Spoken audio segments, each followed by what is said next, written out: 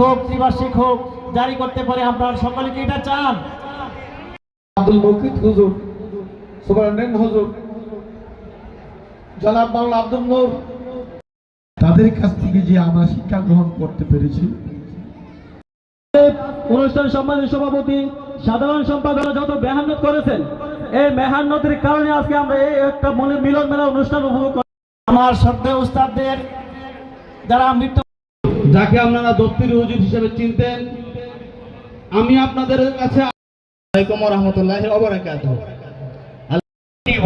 বাংলা বাজার এই দাওয়াত রইল, আপনাদেরকে ইনশাআল্লাহ দেখা হবে ঢাকা বাংলা বাজার।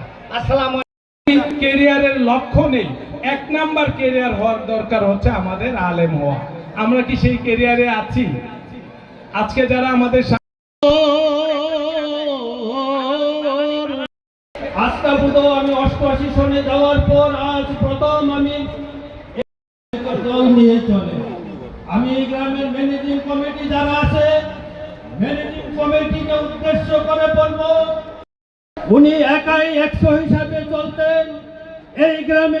আপনারা জানেন এই গ্রামের, আমি সত্যি কথা বলে আমার নামটা এত পছন্দ হতো না। তা আমি এখানে যখন আসলাম, চাই আমরা সবাই যেন আল্লাহর হাবিবকে অনুসরণ করতে পারি, আল্লাহর পথকে আমরা ধরে রাখতে পারি, আমরা বারো আলিয়ার ফায়াজ বরকত আজকে লাভ করতে। আমার শিক্ষক ভাইয়েরা, নতুন যারা কিতাবী শিক্ষা ছিল, হাতে কলমে দেখে আল্লাহর আইন পালন না করে দিন কিভাবে আমরা কায়েম করব?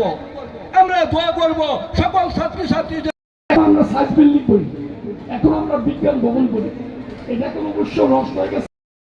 আজকে যেহেতু আমাদের প্রাক্তন ছাত্রছাত্রী ভাই বোনেরা এই সুন্দর একটা অনুষ্ঠানের আয়োজন করেছেন, সাবেক ইফতেদায়ী প্রধান ছিলেন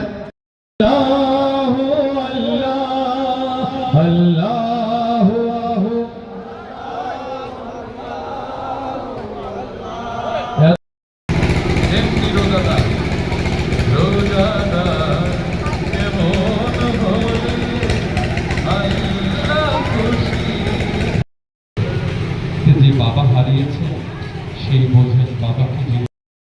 মক্কাবাসী জেনে গেল ওবায়দুল্লাহ তারেক ভাই উমরায় আসতো।